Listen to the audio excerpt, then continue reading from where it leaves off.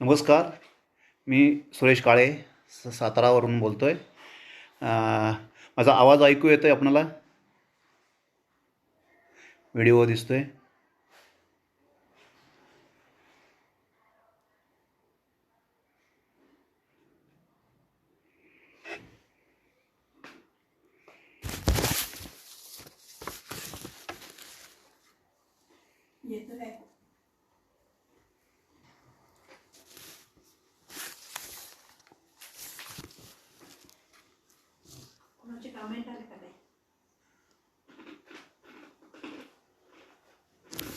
नमस्कार.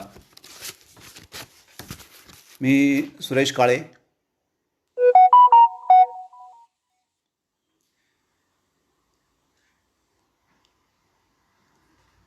सातारावरून बोलतो आहे. माझा आवाज क्लिअर ऐकू येतो आहे?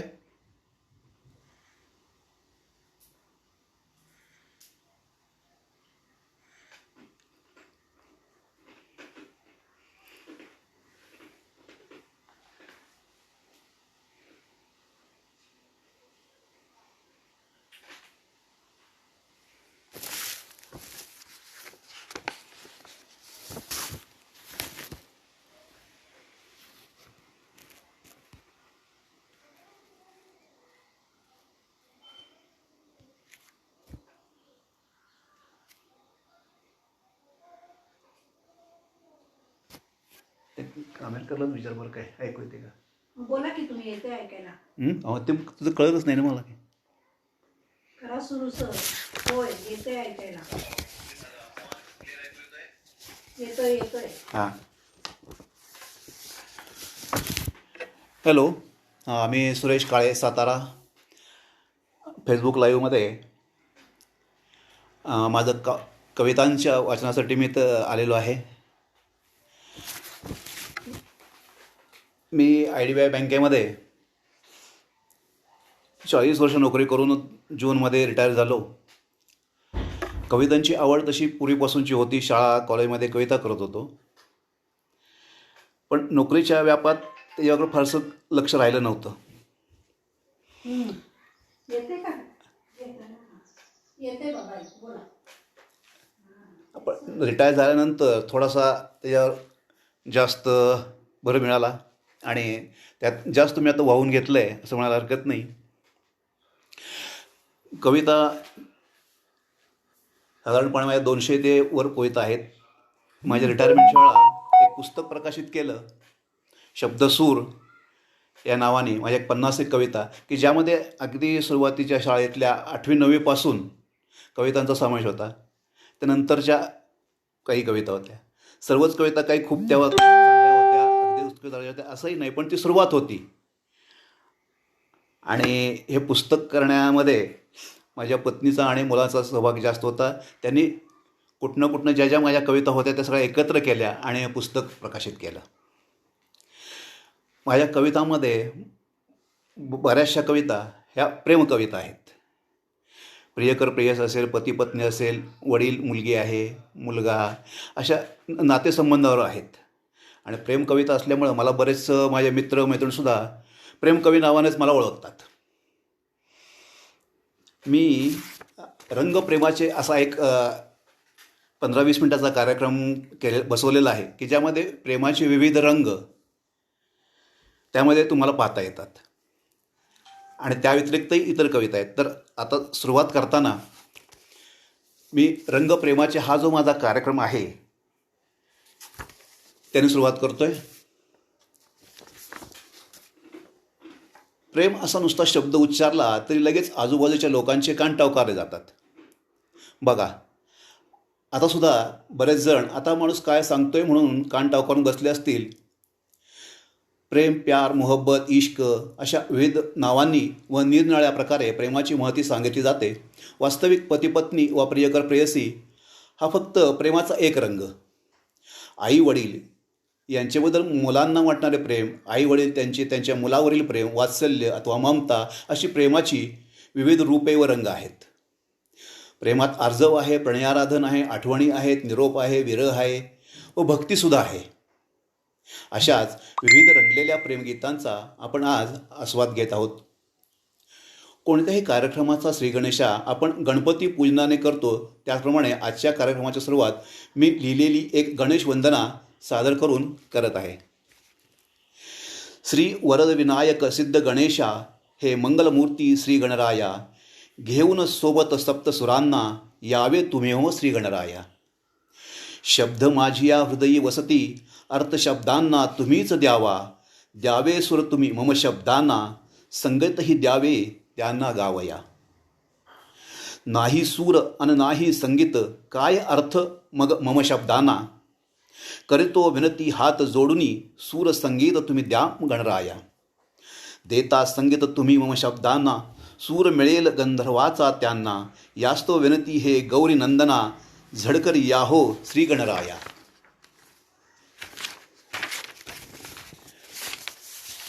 प्रेमाची सुरुवात ही जेव्हा दोन प्रेमी एकत्र येतात त्या क्षणी सुरू होते. बघा तर मग या तरुणीला आपल्या प्रियकरास पाहता क्षणी कशी प्रेमभावना निर्माण झालेली आहे. कवितेचं नाव आहे प्रीतवेल. पाहुनिया माझिया पियाला, आज अबोल प्रीत बहरली, व्यक्त होण्या मम भावनांना, ना शब्दांची गरज भासली. मिटले जरी मी डोळे माझे, प्रतिमा तुझीच मी पाहिली, मनोमनी मी रोज सजना, तुझीच प्रतिमा मी पूजिली. उघडताच मी नयन माझे, तुझी प्रीत सख्या मी जाणली, जुळता दोन मनातील सूर, आजही प्रीतवेल बहरली. आता मनात प्रेमभावना निर्माण झाल्यावर ती आपल्या प्रियकराला काय म्हणते पहा. कवितेचं नाव आहे गुंतता नयन हे. सांगते रे मी गुपित तुला, सांगू नको तू कुणाकडे, नजरेत तुझ्या गुंतता नजर, का पाहू मी या जगाकडे. एक शब्द मज एक ध्यास, अशी नजरेत नजर राहू दे, जन्मोजन्मी साथ सजना, सदैव अशीच राहू दे.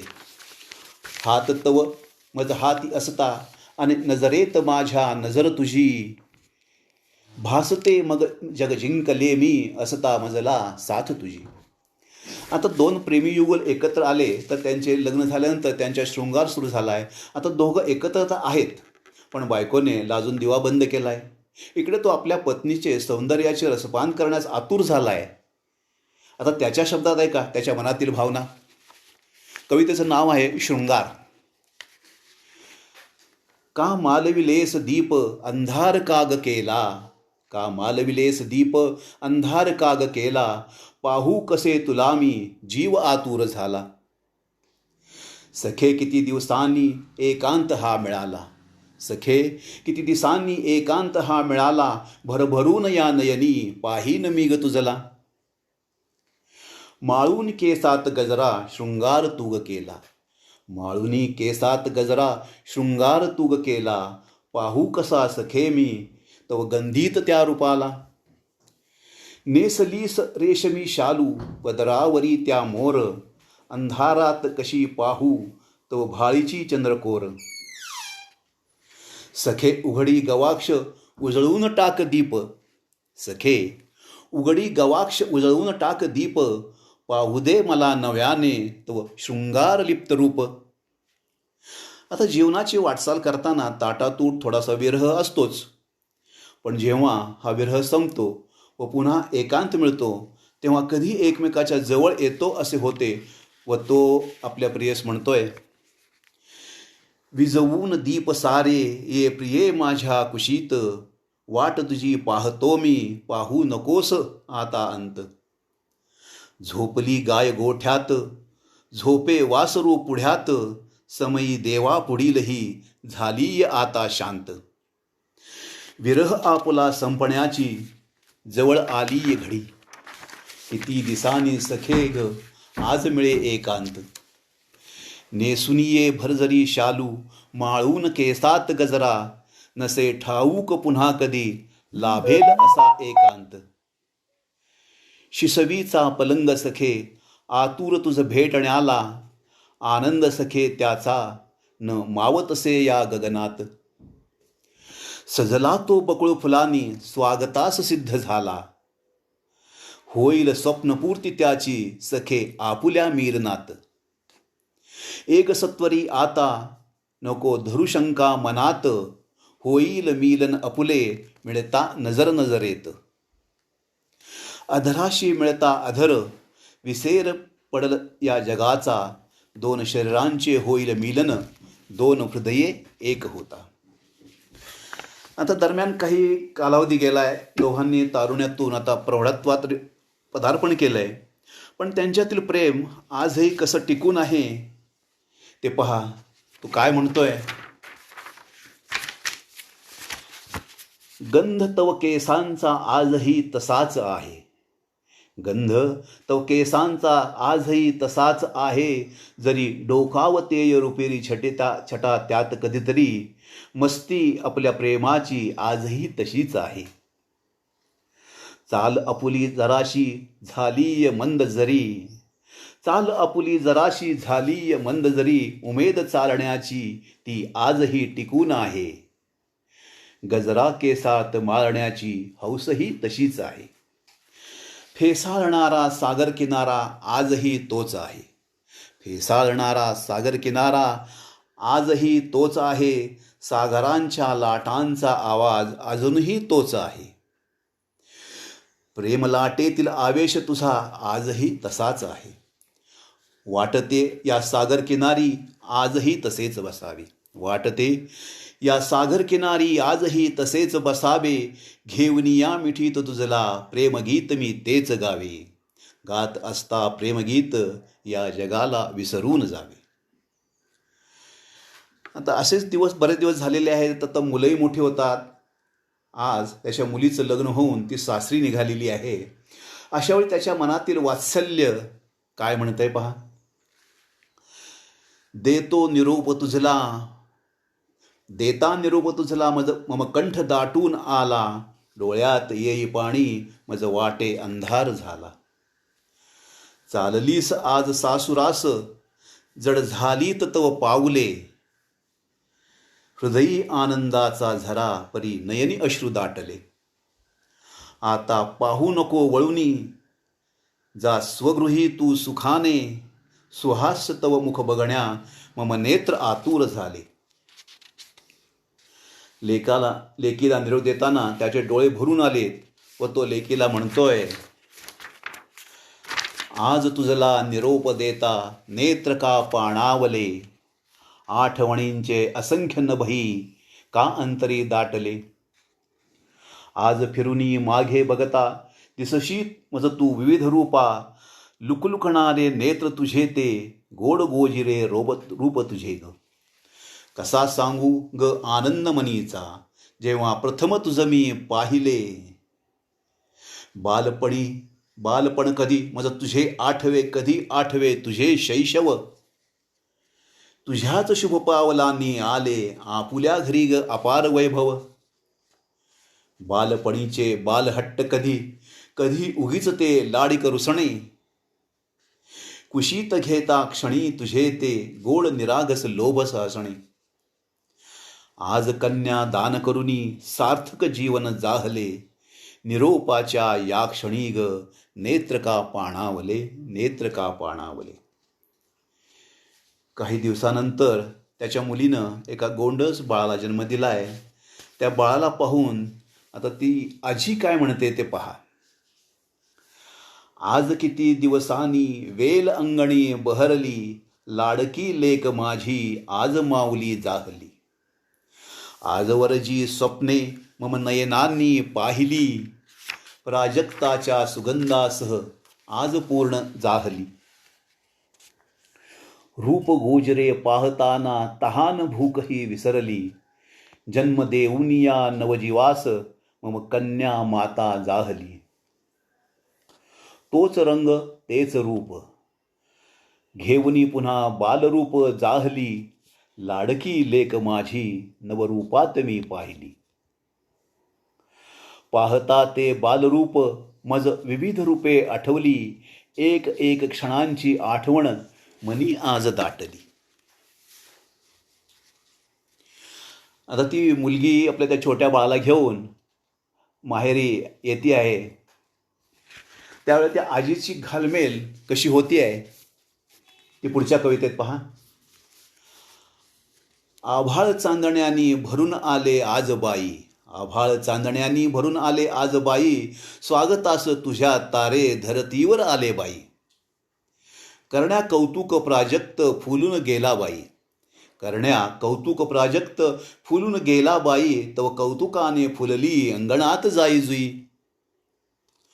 घालूनी सडा अंगणी वाट पाहे तुझी आई, घालून सडा अंगणी वाट पाहे तुझी आई, गोठ्यातील कपिला तुझीच ग वाट पाही.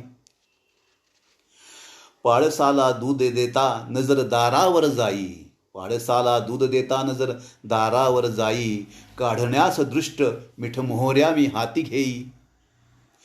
ये लवकरी माहेरी माय तुझी ग वाट पाही, ये लवकरी माहेरी वाय तुझी ग वाट पाही, भेटण्यास मम नातीला जीव आतुरला बाई, जीव आतुरला बाई.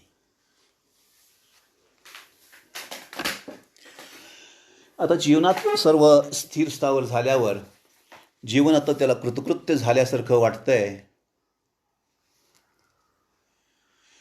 ती म्हणते, जोवरी हातात हात अन श्वासात श्वास आहे, जोवरी हातात हात अन श्वासात श्वास आहे, तोवरी जीवलगा ही वाट तुझ्यासह मी चालणार आहे. येऊ दे कितीही अवघड वळणे चढ उतार या वाटेवरती, येऊ दे कितीही अवघड वळणे चढ उतार या वाटेवरती, असता साथ तुझीच मजला मज राहील कशाची भीती. ठिकाण आपले मुक्कामाचे, ठिकाण आपले मुक्कामाचे, जाणून आहोत आपण दोघे, त्या मुक्कामाचे ठिकाण आता जवळ हळूहळू येणार आहे. तर तिची अशी भावना, तर त्याच्या मनातील भाव तर काय म्हणतायत पहा. आपलं जीवन हे क्षणभंगुर आहे, जो आलाय त्याला एक ना एक दिवस येथून जावे लागते.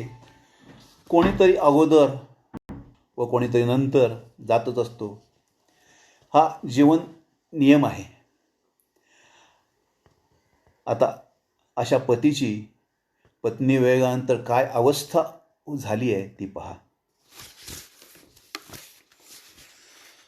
सोडून मज गेलीस तू आता मी कसे जगावे, सोडूनी मज गेलीस तू आता मी कसे जगावे, वाटते तव आठवणीत जीवन हे संपवावे.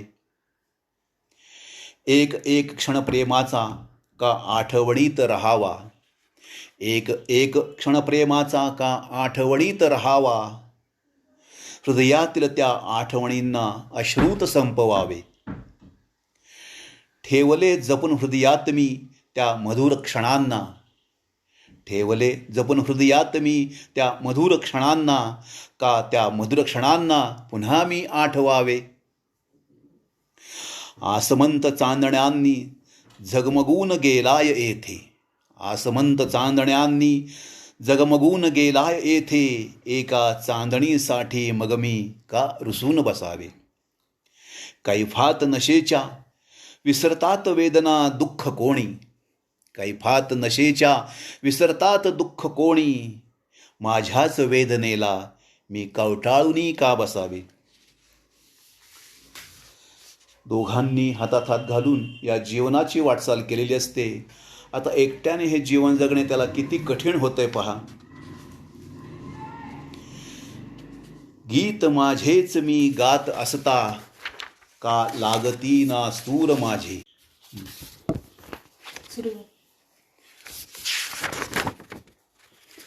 गीत माझेच मी गात असता का लागती ना सूर माझे, आज प्रथम तुझ्या विना मी प्रेम गीत गातोय माझे. मैफिल ही तीच आहे, मैफिलही तीच आहे, सखे रात्रही तशीच आहे. परी आज माझ्या सुरांना ना पूर्वीचे ते माधुर्य आहे. गेली समजशी सोडून तू, गेली समजशी सोडून तू, शब्दही पोरके करून माझे. कसे रसिकांना मग भावतील, ज्यात नाहीत स्वर तुझे. शब्दांना माझ्या सवय होती, आपल्या युगलस्वरांनी बहरण्याची. शब्दांना माझ्या सवय होती, आपल्या युगलस्वरांनी बहरण्याची. कसे मम कंठातून ते बरसतील, सवय त्यांना ग युगलस्वरांची. आता त्यालाही तिच्या पाठोपाठ जायची घाई झालेली आहे. पत्नी तर गेलेली आहे. आता तो पती एकटा राहिलेला आहे. त्यालाही आता वाटते की केव्हा एकदा मी माझ्या पत्नीला भेटायला जाईन. तो काय म्हणतोय पहा. एकदाच तू चालली होतीस 2 पावलावर माझ्या पाठीमागे. एकदाच तू चालली होतीस 2 पावलावर माझ्या पाठीमागे.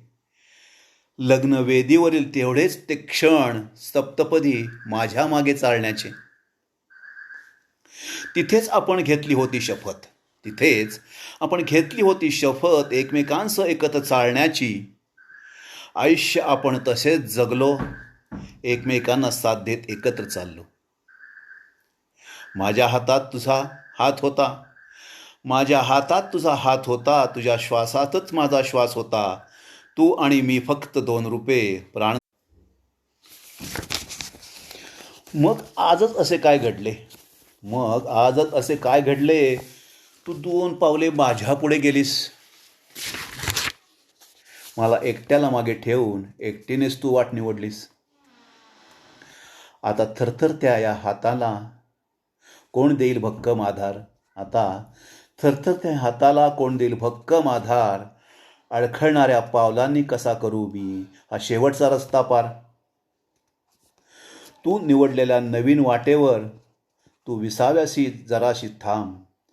तू निवडलेल्या नवीन वाटेवर तू विसाव्यासाठी जराशी थांब. आम्ही निघालोच पाठोपाठ, तू जराशी थांब, जराशी थांब. धन्यवाद. आपण जीवनातील प्रेमाचे विविध रंग आज माझ्या या कवितातून आपण अनुभवलेत. खचितच ते आपल्याला आवडले असतील असं मी समजतो आणि मला खात्री आहे की ते निश्चितच तुम्हाला आवडलेले असतील.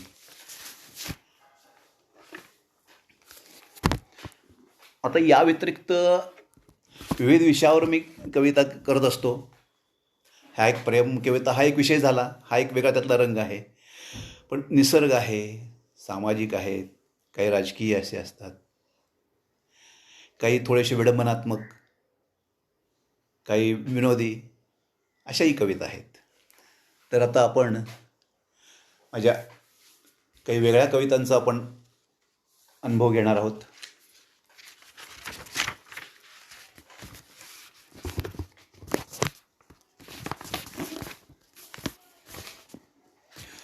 कवितेचं नाव आहे बायको. आता ही कविता आहे ती मला आयुष्यावर बोलू का यामधली जी नसतेस घरी तू जेव्हा ही जी कविता आहे त्या कवितेवरूनच सुचलेली आहे. थोडीशी वेगळी, त्यात दुःखात्मक आहे. ही मी थोडीशी कॉमेडी स्टाईलने घेतलेली आहे. त्यात म्हणतो तो नसतेस घरी तू जेव्हा. हे तर माझी कवितेची सुरुवात वेगळी आहे. असतेस घरी तू जेव्हा, असतेस घरी तू जेव्हा, निर्धास्त मी ग असतो. करतेस तू घरची कामे, मी नुसतीच लुडबुड करतो. भाजी कुठली करू मी, तू मजला जेव्हा पुसते. भाजी कुठली करू मी, तू मजला जेव्हा पुसते. काहीही कर मी म्हणतो, उत्तर मज पाशी नसते. मुलांचा डबा नि दप्तर तूच नेहमी देशी. मुलांचा डबा नि दप्तर तूच नेहमी देशी. डब्यात काय द्यावे ही चिंता तूच करीशी. मुले मोठी झाली पंखही त्यांना फुटले. मुले मोठी झाली पंखही त्यांना फुटले. विवाह त्यांचा करूनही आनंदित तनमन झाले. आता तू ग निवांत, आता तू ग निवांत, मीही निवांत होईन, राहिलेले प्रेम आपुले तुझं भरभरून मी ग देईन. संसार आपुला करुनी झिजली ग तुझी ही काया, संसार आपुला करुनी झिजली ग तुझी ही काया, प्रेमाचे देता अमृत बहरेल तव तन मनही, मोहरेल तव तनु काया.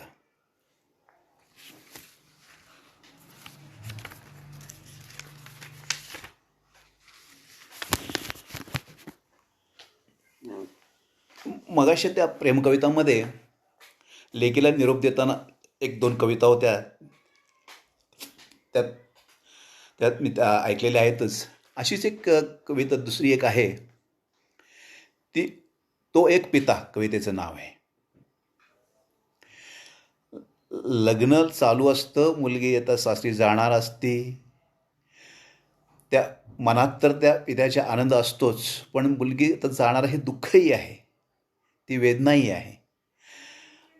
आता त्याला त्या मनाच्या त्या मनात काय भावना आहेत ते पहा. कवितेचं नाव आहे तो एक पिता. मुहूर्ताची वेळ झाली, मुहूर्ताची वेळ झाली, तसा अंतरपाड धरला, आतापर्यंत सावरलेला बाण त्याचा फुटला. मंगलाक्षता सुरू होत्या, पाहुणे अक्षता उधळीत होते, मंगलाक्षता सुरू होत्या, पाहुणे अक्षता उधळीत होते, तो मात्र गर्दीत मिसळून चेहरा हळूच लपवीत होता. उकाडा खूप वाढलाय, धूरही खूपच वाढलाय, उकाडा खूप वाढलाय, धूरच खूप वाढलाय, असे सर्वांशी बोलत डोळे हळूच पुसत होता. निमंत्रितांचे स्वागत करण्यात स्वतःला तो गुंतवीत होता, निमंत्रितांचे स्वागत करण्यात स्वतःला तो गुंतवीत होता. मनोमनी मात्र आज तो कावरा भावरा झाला होता. जावयाची ओळख तो दिमाखात करून देत होता, जावयाची ओळख तो दिमाखात करून देत होता. लेकीच्या नजरेस नजर देण्याचे मात्र तो टाळत होता. लाडक्या लेकीच्या विरहाने व्याकुळ तो होत होता, लाडक्या लेकीच्या विरहाने व्याकुळ तो होत होता. कल्याण लेकीचे झाले म्हणत थोडा तोही सुखावत होता. सोहळा संपला, पाहुणेही परतले, सोहळा संपला, पाहुणेही परतले. निरोप घेण्यासाठी लेक सासू नयनांनी समोर आली, सनयनातील अश्रू आवरून तिच्या पाठीवर हात तो फिरवीत होता. लेक सासरी गेली, निरोप तिला दिला होता, लेक सासरी गेली, निरोप तिला दिला होता. भरलेला मांडव आता सुना सुना भासत होता. लाडक्या लेकीच्या विरहाने आता मात्र तो कोसळला होता, लाडक्या लेकीच्या विरहाने आता मात्र तो कोसळला होता. पत्नीच्या कुशीत तो हमसून हमसून रडत होता.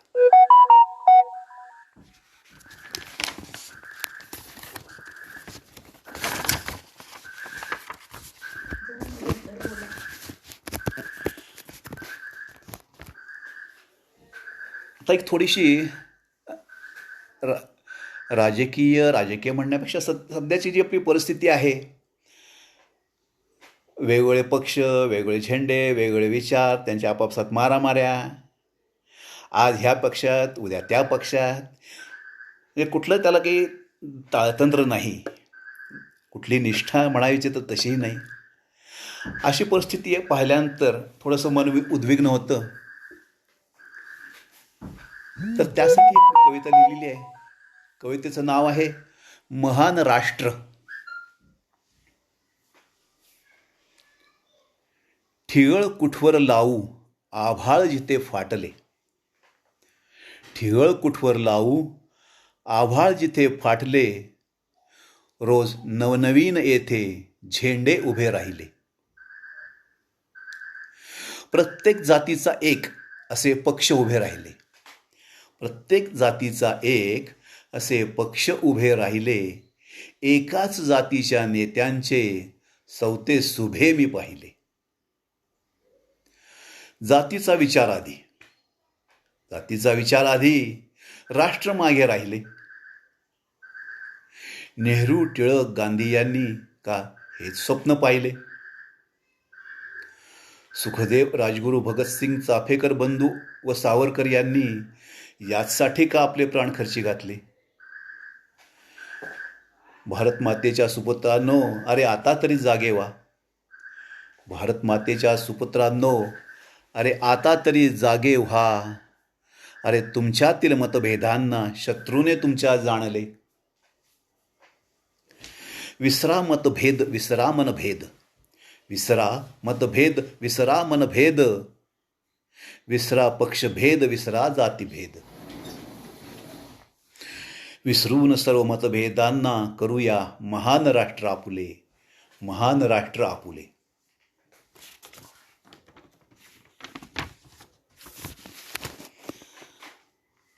तर पुढची कविता आहे.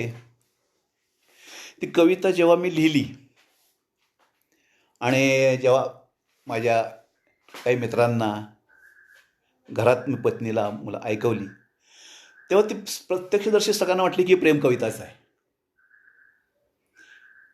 पण वास्तविक ती प्रेम कविता नव्हती. मला जे लिहायचं होतं ते प्रेम कविता म्हणून लिहायचं नव्हतं, पण ऐकण्याला ती प्रेम कविताच वाटत होती.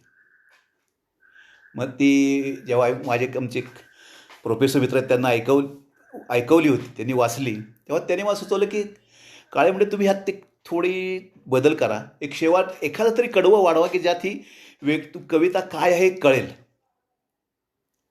नाहीतर काय होतं म्हणजे ही कविता तुम्ही काय लिहिली हे कळत नाही आणि लोक ही प्रेम कविता आहे असंच समजून राहतील. तेव्हा ते मी कविता प्रथम ऐकवतो आणि मग कवितेचं नाव सांगतो.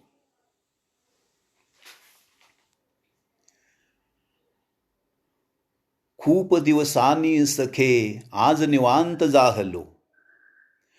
खूप दिवसांनी सखे आज निवांत जाहलो. विसरूनी सर्व जग हे आज शांत झोपलो. बिलगू नकोस आता मजशी आज मला उठवू नको. बिलगू नकोस आता मजसी आज मजला उठवू नको. मंद श्वास अन हळवार स्पर्शांनी मजला जागे करू नको. अंगणातील बकुळही आज सखे ग बहरली. अंगणातील बकुळही आज सखे ग बहरली. सुगंधाने ही रातराणीच्या रात्र सुगंधित जाहली. लावू नकोस कवाड आज तू. लावू नकोस कवाड आज तू. सुगंधास त्या अडवू नको. आज मजला उठवू नको. पौर्णिमेचा दिवस आणि चांदणी ही रात्र आहे. पौर्णिमेचा दिवस आणि चांदणी ही रात्र आहे.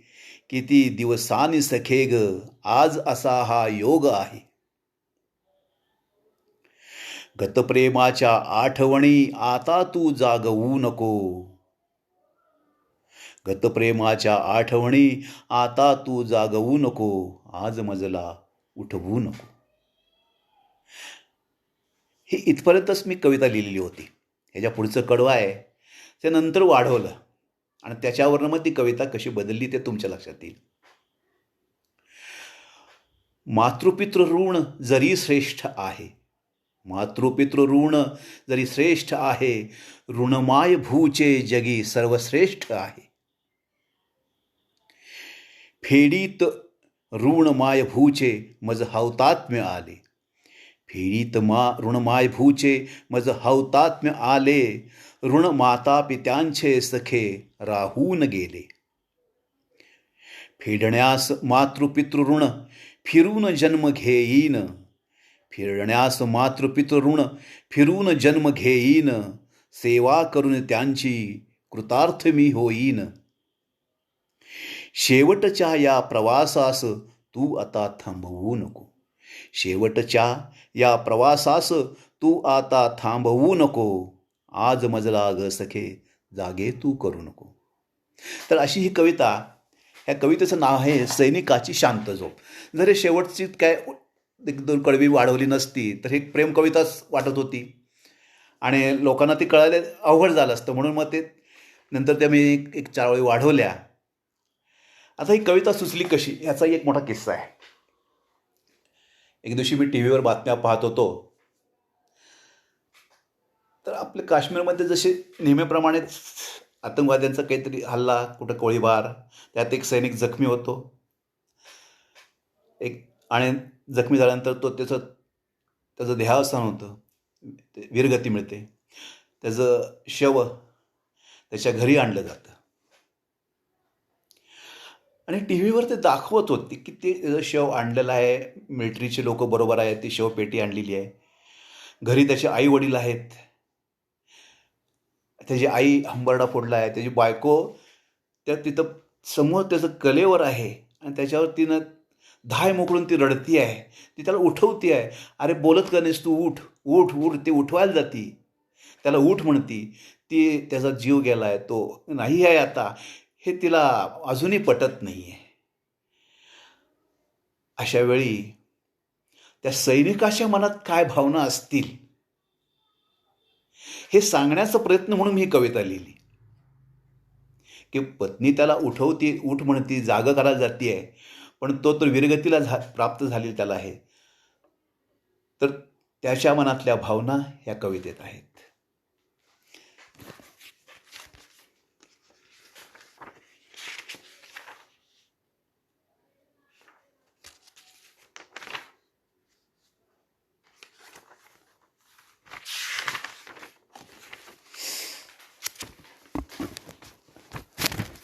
दुसरी एक कविता आहे, कवितेचं नाव आहे आता पुढचं आई.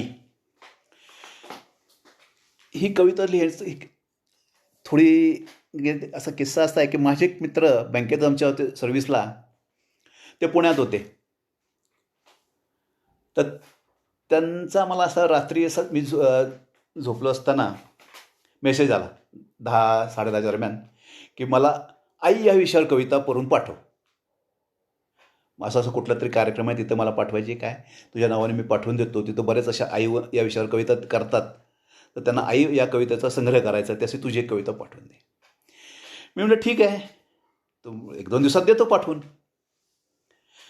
कविता मी करतो हे त्याला माहिती होतं आणि मला म्हटलं की ठीक आहे, आई विषयावर कविता लिहिणं काही अवघड नाही, आपण लिहू शकतो, त्यात काय.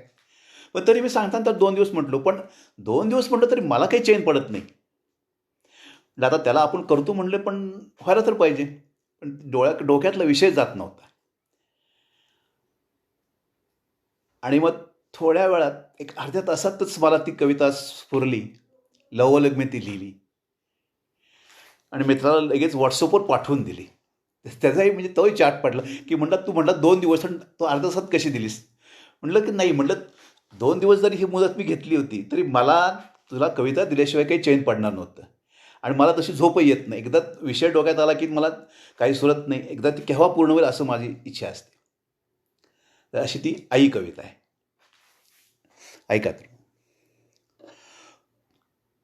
तुला पाहता जग विसरून जातो, तुला पाहता जग विसरून जातो, तुझ्या सावलीत मी निश्चिंत असतो. तुझा हात माझ्या पाठीवर असता, तुझा हात माझ्या पाठीवर असता, जग जिंकण्यास मी कटिबद्ध होतो. किती थोरवी तुझी गाऊ मी आई, किती थोरवी तुझी गाऊ मी आई, गीत तुझे गाता कंठ घैवरतो. निस्वार्थी प्रेम जगी एकची आहे, निस्वार्थी प्रेम जगी एकची आहे. कुणी माता कुणी आई म्हणतो. किती कष्ट खस्ता मुलासाठी घेते, किती कष्ट खस्ता मुलासाठी घेते, मुलाच्या सुखातच तिचा जीव असतो.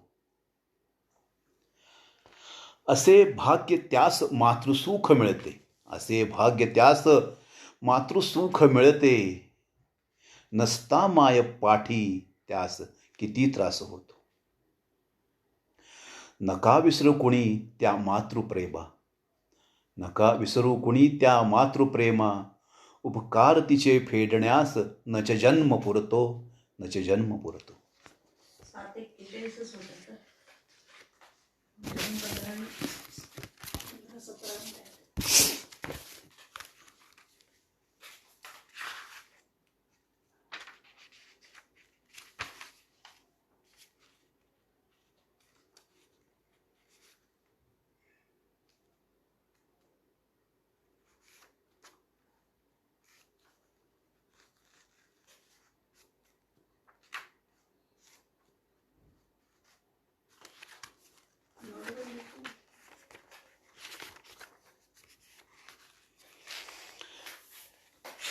एक हिंदी कविता आहे.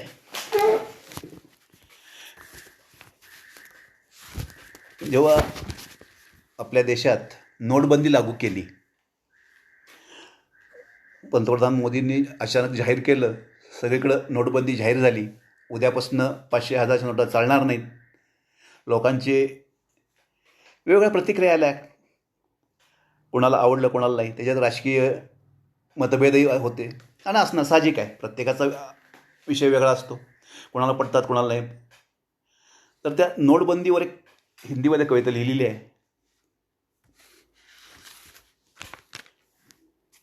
एक नोटबंदी क्या हुई, एक नोटबंदी क्या हुई, कई लोगों की नींद उड़ गई, किसी की धोती छूट गई तो किसी की पतलून ढीली हो गई, और जिनकी ना छूटी या ढीली हुई उनकी तो गीली हो गई. एक बड़े उम्र का बालक और एक नौटंकी सीएम, जो समझते थे खुद को पीएम, उनकी तो सरेआम बैंड बज गई. जनता तो साथ थी, जनता तो साथ थी, नोटबंदी के साथ आ गई. बहुत कठिनाई सहन करके एक कतार में वो खड़ी हो गई. भरोसा उस पर उनका था, भरोसा उस पर उनका था जिसने नोटबंदी करवाई. नींद तो उनकी हराम हुई जिनकी बेईमानी की थी कमाई. विश्वास है हमें उस इंसान पर, विश्वास है हमें उस इंसान पर, और उससे भी ज़्यादा उस जनता पर. कितना भी कठिन वक्त आए सभी, जिन्होंने साथ निभाने की कसम है खाई, जिन्होंने साथ निभाने की कसम है खाई.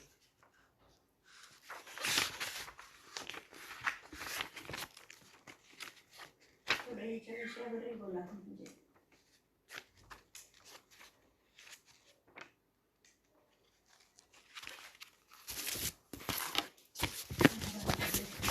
दा-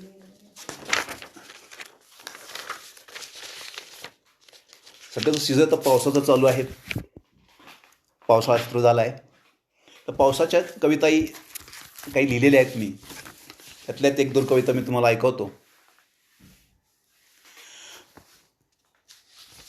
कवितेचं नाव आहे पाऊस व छत्री.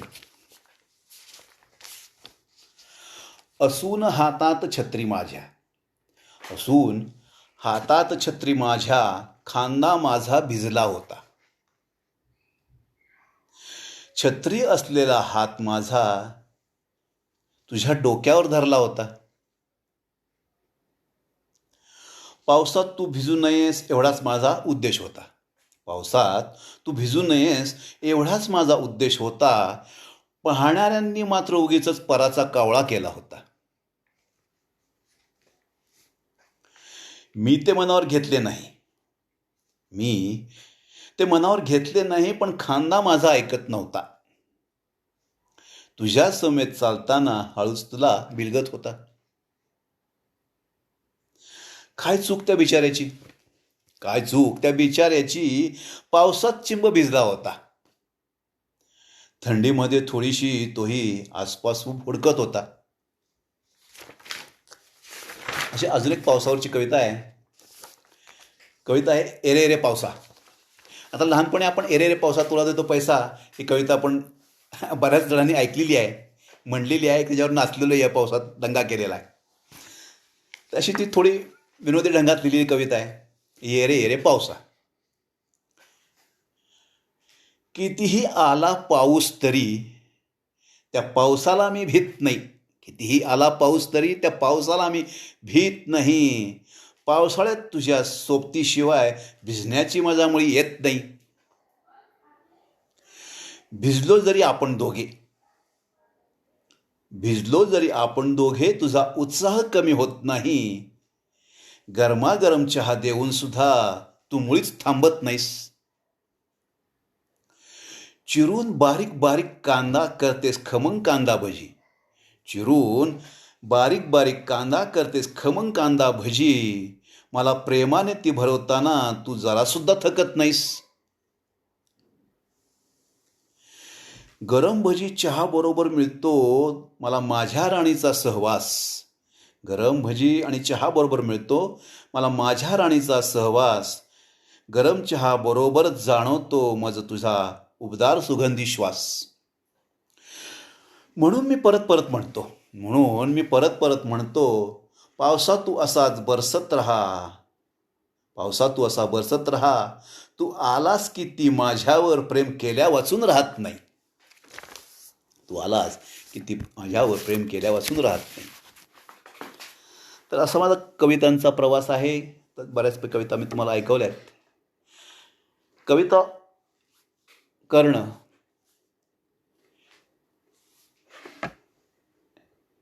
हे काही शास्त्र आहे असा विषय नाही. त्याला मुळात तुमच्या बेसिक तुमच्या मनात काही भावना निर्माण व्हायला पाहिजे. एकदा भावना निर्माण झाली की आपोआप तुमच्यातनं उत्स्फूर्तपणे त्या भावना व्यक्त होतात. त्या फक्त पद्यात मांडणे आणि पद्यात मांडायला तुम्हाला सराव हाच मार्ग असतो. जेवढा सराव होईल तेवढा तुमच्या कवितेची पातळी कवितेची क्वालिटी वाढत चांगली होत राहते. त्यासाठी कवितांचं वेगवेगळ्या कवितांचं वाचन, लेखकांच्या लेखांचं वाचन हे सारखं चालू पाहिजे. जितकं तुमचं वाचन होईल तेवढा तुमचा शब्दसंग्रह वाढतो आणि शब्दसंग्रह वाढला की आपोआप तुम्ही चांगल्या पद्धतीनं चांगल्या कविता लिहू शकता. त्यासाठी जे कोण आता नवीन कविता लिहित असतील, नवीन कवी असतील, ज्यांना कवितांची आवड आहे, कविता लिहायच्या आहेत, त्यांना एकच माझं म्हणणं आहे की तुम्ही वाचत राहा. शांता शेळके आहेत, बाबू बोरकर आहेत, पु ल देशपांडे आहे, असे वेगळे कवी. तर अशा कवितांचं जितकं तुम्ही वाचन कराल तेवढा तुमचा शब्दसंग्रह वाढेल आणि तुम्ही चांगल्या कविता करू शकता. तर माझ्या कार्यक्रमाचा शेवट करताना एक मी आभाराची कविता एक वाचणार आहे. मी युनायटेड वेस्टर्न बँकेमध्ये नोकरीला लागलो. 28 वर्ष तिथं नोकरी केली. त्यानंतर आय डी बी आयमध्ये मर्जिंग झालं बँकेचं, तेव्हा आय डी बी आयमधून निवृत्त झालो. जवळ 40 वर्ष बँकिंगमध्ये नोकरी झालेली आहे. त्यात बरेच लोक भेटले तर त्यांच्या त्या काय माझ्या आठवणी आहेत. त्या आठवणी ह्या कवितेत असून त्यांचा निवृत्तीच्या वेळी निरोप घेताना ह्या कवितेनं मी त्यांचा निरोप घेतला आहे. तर ती कविता मी सादर करून आज आता माझा हा कविता वाचनाचा कार्यक्रम संपवतो आहे. कवितेचं नाव आहे निरोप व आभार. असे मिळाले साथी मजला काय वर्णू मी त्यांची महती. असे मिळाले साथी मजला काय वर्णू मी त्यांची महती.